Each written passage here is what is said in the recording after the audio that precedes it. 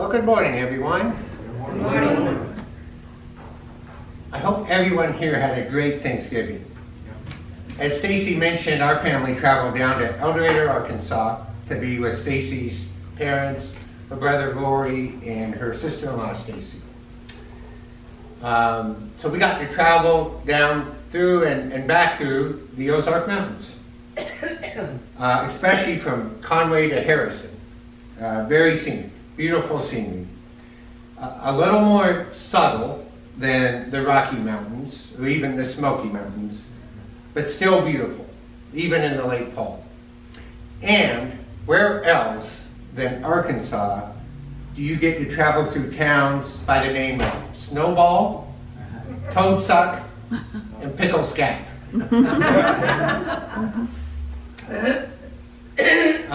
It's so great to have so many visitors with us today. And we have Apostle Art Smith and his family with us today. And I went back and we were meeting before we came out here, and I told Stacy, I said, hey, we have Apostle Art Smith with us today.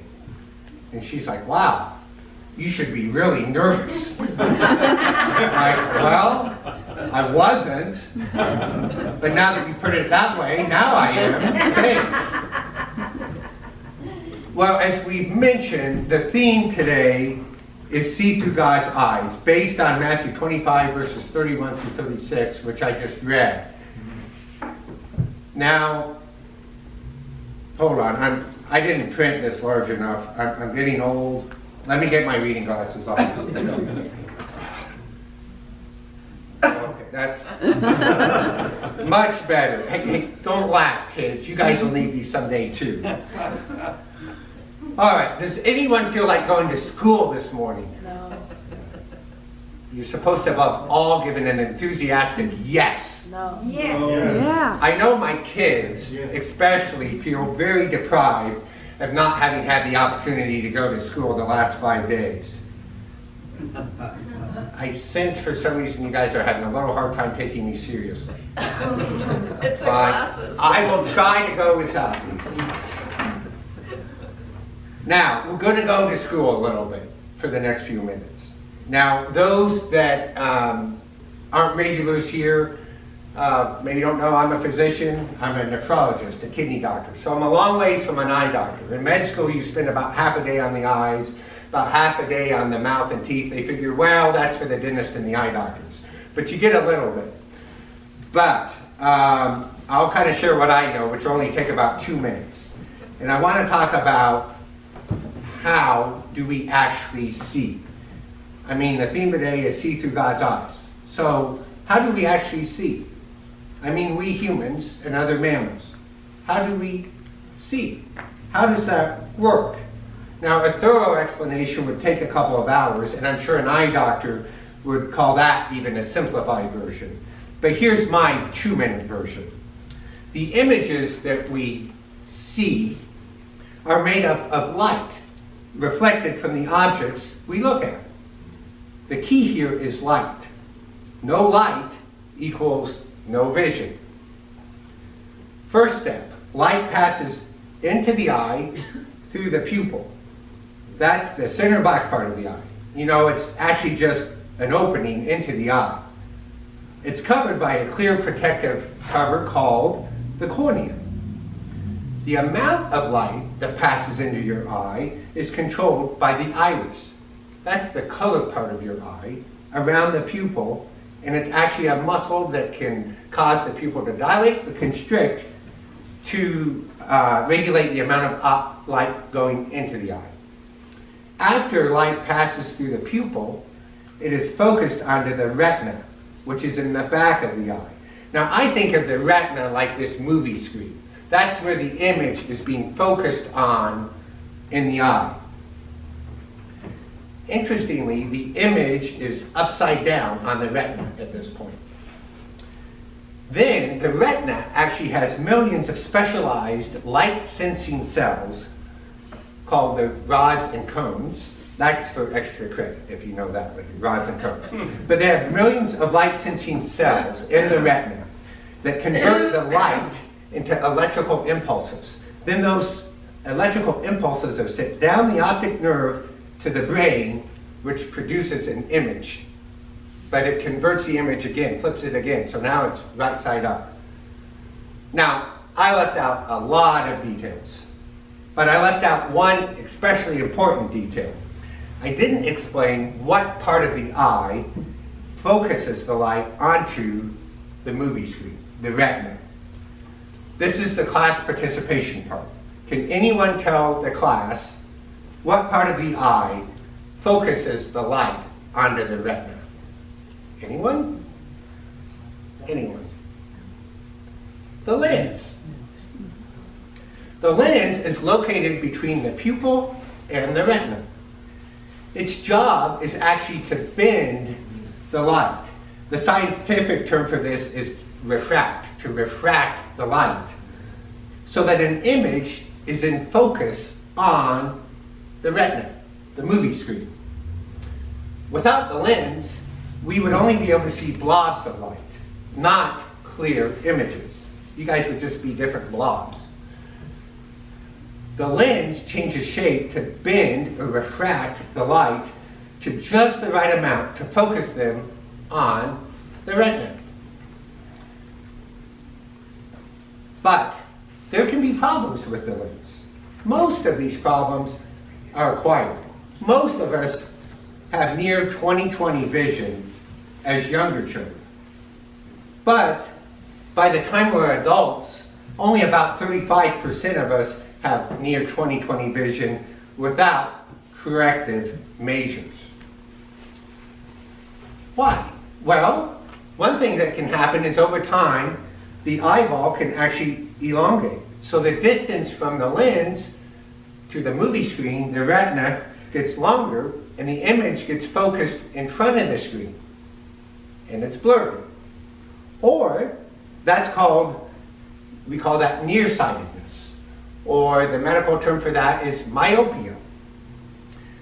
Or the eyeball can shorten over time. So now the distance from the lens to the retina, the screen, is decreased, and the light gets focused behind the screen. That's called farsightedness, or hyperopia. Or there can be an imperfection in the cornea where the light passes through first before it gets to the pupil. That's called, that imperfection is called an astigmatism. And that prevents light entering that part of the eye from being properly focused onto the retina, the movie screen. This results in a blurred area within an otherwise clear image. So these are all called, in medical terms, refractive errors, because they are all errors due to light entering the eye not being bent or refracted to the proper length to focus on the retina, the movie screen. So, someone smart invented contacts. I'm sorry, first, someone smart invented glasses, which bend the light the opposite way of the refractive error to focus the light back on the movie screen, the retina. Then another smart person invented contacts, which do the same thing, but fit right in front of the cornea. Then someone really smart, probably lots of really smart people, invented surgical techniques, largely using lasers, to actually change the shape of the cornea, fixing the refractive errors. So this is your LASIK, or your radiokeratotomy, or your PRK, and there's other techniques as well. Now, do any of the adults here still have near 20/20 vision? Michael does. For distance. For distance, right. There's something else called presbyopia, where we got to hold the book out as we get older. So Michael's one of the fortunate minority, but most of us, again, statistically over about 2/3, will need some help to have near 20/20 vision by the time we're mid or older adults. I started having problems with my vision in high school, but I didn't want to wear glasses. I tried contacts, but they irritated my eyes. In college, I finally just had to wear glasses, at least in the classroom, to see the board, and with driving.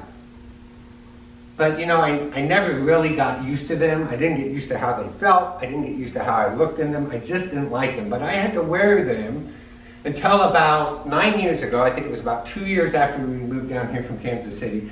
I finally got radial keratotomy. And that fixed my vision. So now it's pretty near 20/20. You know, my only regret with that is that I didn't get it done sooner. Now, this is not an advertisement for refractive surgery. I don't get a kickback from the eye docs. Stacy has worn glasses since worn contacts since she was in 10th grade and has always done well with them, so has seen no need to get surgery. But it is nice to be able to see things in focus. So I don't have to wear glasses or contacts anymore. But you know what? I still wear a lot of different lenses. And so do each of you. Whether you're Michael with near 20/20 vision, or you need glasses or contacts or have surgery, we all still wear a lot of different lenses. We wear different lenses at different times. I have my work lenses, my home lenses, my church lenses. I even have my, I'm watching KU basketball games, so don't stand in front of the TV lenses.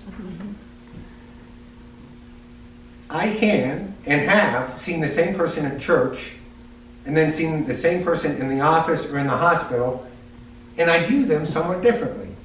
That's not always a bad thing. My focus is a little different.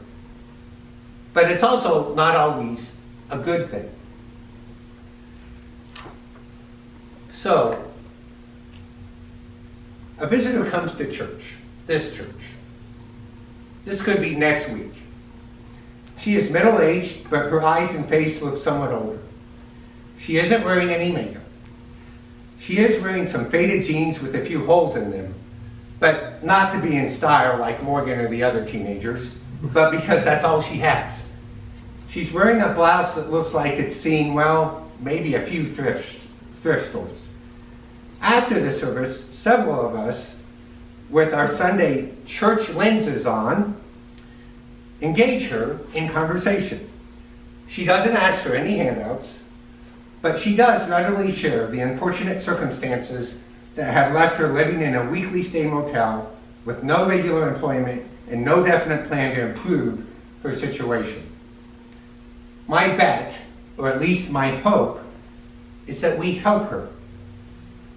Not just with handouts, though she might have some immediate needs that we do help with, like a ride or a meal, but that we also help her to locate and get to the resources that are in the community that can help her in a more long-term way. Jesus was homeless comes to mind. And of course, we would invite her back the next week, right? Of course we would. At least that's what I'd like to think I would do. It's what I'd like to think we as a congregation would do. After all, we are at church, and we have our church lenses on. Now, imagine the same woman you're encountering for the first time now. But this time, it's a Tuesday. It's a Tuesday night. You ran to the grocery store to pick up something needed for dinner. You're in a hurry. You're somewhere between your work lenses and your home lenses. You're leaving the grocery store when you notice the woman sitting on the curb. The same woman, but you haven't met her before. The same clothes. She's not really doing anything. Just kind of has that look that she's waiting for someone to stop and ask if they can help her in some way. Chances are you're viewing her differently. And I'm not picking on you. Me too. We're not at church. I'm not at church. I don't have my church lenses on. I don't even have them with me. Where did I leave them? Well, at church, of course, right in the pew where I usually sit. That way I'll know just where to find them. Same woman, same appearance, but I'm viewing her through different lenses. I now wonder if it would be safe to approach her. I now rationalize that if I speak to her, she will probably just immediately ask me for money.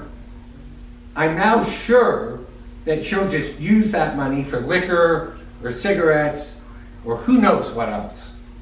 It's much easier to rationalize when I'm not approaching her with my church lenses on. And even if I had them on, I'm careful to avoid her eyes. I mean, if we make eye contact, I might do something rash, like talk to her.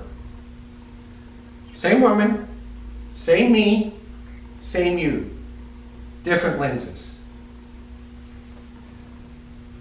You know, there's a common saying of judging a book by its cover, and it of course refers to first impressions. Well, like it or not, first impressions are important. I remember my first day in medical school. So first 2 years of medical school, at least when I went, started 23 years ago, 24 years ago. You know, medical school, first 2 years, at least back then, was a lot like just extended college. It's mostly classroom work. So you're in a big hall with all your med school classmates for most of the lectures. Once you're into the first or second month, people coming in flip-flops, jeans, whatever. It's casual. Some aren't coming at all. They're just studying on their own. But that first day in medical school, most of us were kind of dressed up a little bit. You know, first impressions are important. But I remember there was a guy that came in, and he came in 5 or 10 minutes after the lecture started. Again, this is, I think, first lecture, first day of med school. Comes in the back, so he gets there late. Everyone he draws their attention, and he is dressed differently than everyone else. He's in like cut-off, ragged jean shorts. He's in this t-shirt that's just a cut-off t-shirt. It's like something that you would wear to the gym, or maybe not even that. And everyone, I don't know everyone, but a lot of guys just kind of focused for a while. I heard a little kind of tuck-tucking people under their breath. What's that guy doing? I mean, I actually had the thought, is this guy lost? Did he just kind of come off the street and sit down in a med school lecture? Turns out he was a classmate. Turns out he went through the 4 years of medical school just like me. Turns out he was a nice guy, a smart guy, and became a good doctor. But those first impressions, sometimes it takes a while to get by them, until you get to know the person. You know, there are 2 movies out right now that I think illustrate this pretty well. And they're both based on books. And I would highly recommend both books and both movies. The first movie is called The Same Kind of Different as Me. Anyone read that? So, good movie. It's out right now in the theaters. My family and a lot of us, Stacy and I have read it. We saw the movie about 2 weeks ago. Good movie. The other book is called Wonder. Now, if you were at the sermon or message that Lexi and I gave together a couple months ago, we talked a lot about the book Wonder. We gave a copy to the congregation. It's probably floating around. Anyone know where that is? Anyone read it? Yes. Wonder. It's at my house. It's now out on movie theater, and our family's planning to go see it this afternoon. I'm not going to go into the plots of these, number 1, because of time, and number 2, I don't want to ruin it for you. But suffice it to say that they both are very good examples of how society, and most of us, do judge each other by their covers, their outward appearance, and our initial impressions of them, their covers. But both are also good examples that beyond each cover lies beauty and a story. But you know, it takes some courage to get beyond the cover, to open the book and to start flipping the pages. And sometimes, we talked about this morning in the Sunday school class, Sometimes it even takes a little risk in getting beyond our fears. We each have a story, and we each have beauty inside us.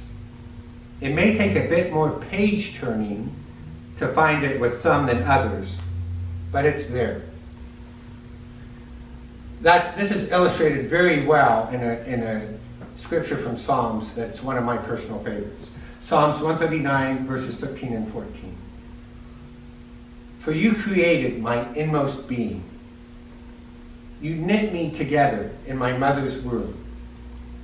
I praise you because I am fearfully and wonderfully made.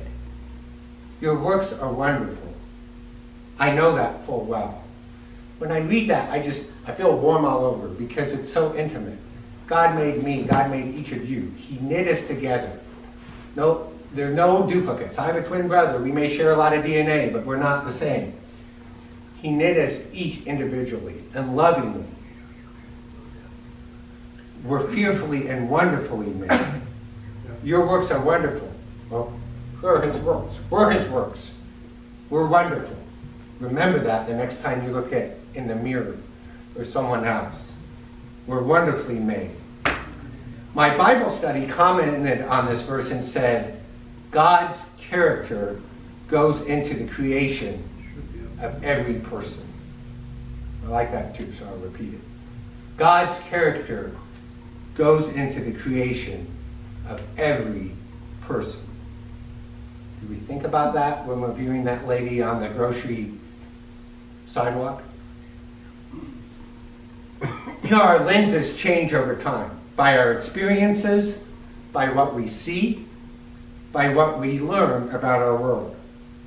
It happens to all of us. I'll speak from my field, the health field. You know, I think most people go into the health field, nursing, physician, physician's assistant, nurse practitioner, etc. Most of them that go into that, I think, do it for the right reasons. Most have an affinity for science, and they truly want to help people. Most of these positions have decent job security too, and pay pretty decent, so that doesn't hurt either. But I would tell anyone asking that if you're doing it mainly for the money, do something else. I got my first real job when I was about 30 years old. Most of those that are doing it primarily because they think it will pay well, don't do it for very long. But even those with the most altruistic intentions tend to get a bit jaded and cynical after being in the healthcare field for a while. Our lenses change a little bit. Things get a little more foggy, a little less in focus. What causes this cynicism? Well, it could be the drug addict or alcoholic or the 20th one that you take care of the ICU who swears he or she will never use or drink again. Then when they're well enough to stand up and walk, they walk out of the hospital AMA against medical advice. But, you know, most cases are more subtle than that. It's the patients you see in clinic, give advice, or give a prescription for a medication. They come back several months later, they haven't followed your advice, or they stopped the medication because they thought it was causing a side effect, but they didn't bother to call and report it to you and see if there was an alternative. Or they just never came back. Or it's the patient that you're seeing, well, I'm seeing, the kidney doctor, with stage 5 chronic kidney disease. That means they need to start dialysis soon, because of years of uncontrolled high blood pressure, hypertension, and diabetes. And they ask, Doc, what can we do to make this better? Now you want to say, very bluntly, nothing at this point. You should have controlled your hypertension and diabetes better for the last 20 years. Get ready for dialysis. And that's really all you have to tell them. But unless you're really tired and grumpy, or just a jerk, you figure out a little more gentler way to say it. And believe it or not everyone is always polite and pleasant when they're in the clinic or the hospital. They're anxious, they're scared, things are uncertain to them, and they're often, well, sick. I remind myself, and often my staff too, But we're not usually seeing people on their best days. And sometimes we should give them a bit of a pass if they're not 100% kind, courteous, or concerned about what kind of day we are having. You've heard the phrase, do not judge a person until you've walked a mile in their shoes. I would also put it this way. Do not judge a person until you've tried to view the world through their lenses.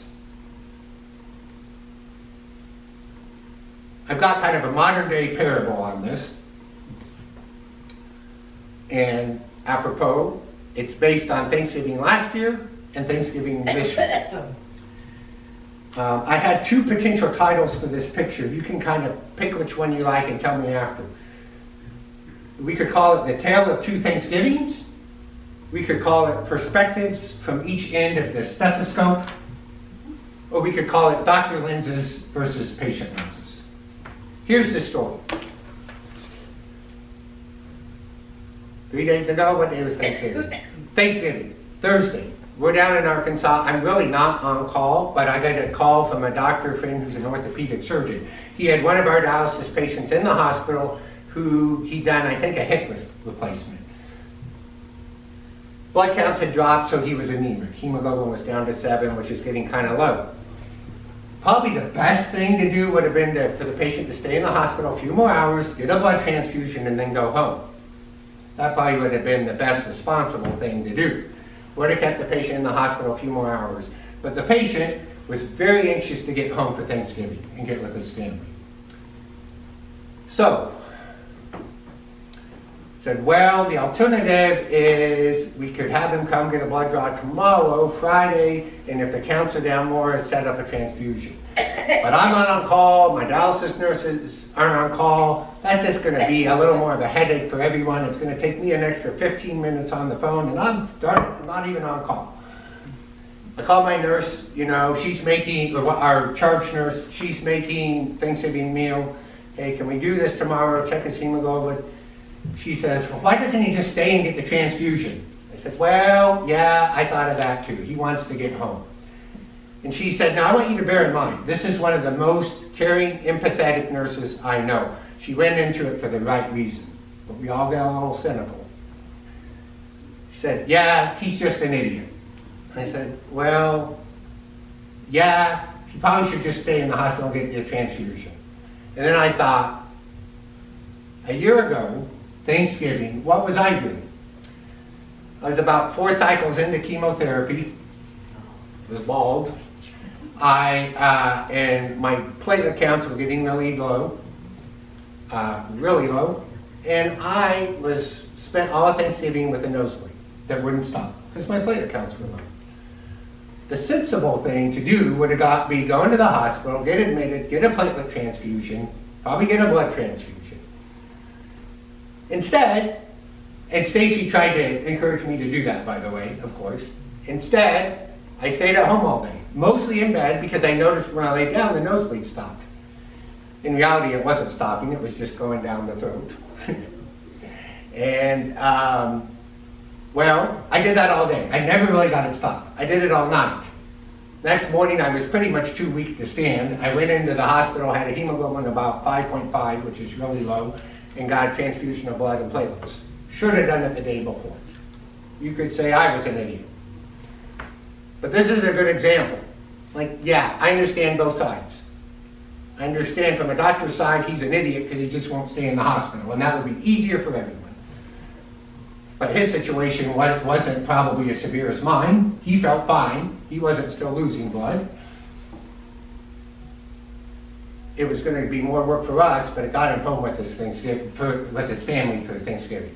So I saw the patient side there as well. I said, yeah, we can take these extra steps. We can make it work. But these are lenses that I maybe didn't have before a year and a half ago. The patient lenses. Going back to the focus scripture from Matthew. Do we see others as belonging to God? Do we see others as God's creation? Do you see that visitor woman at church as God's child? Do you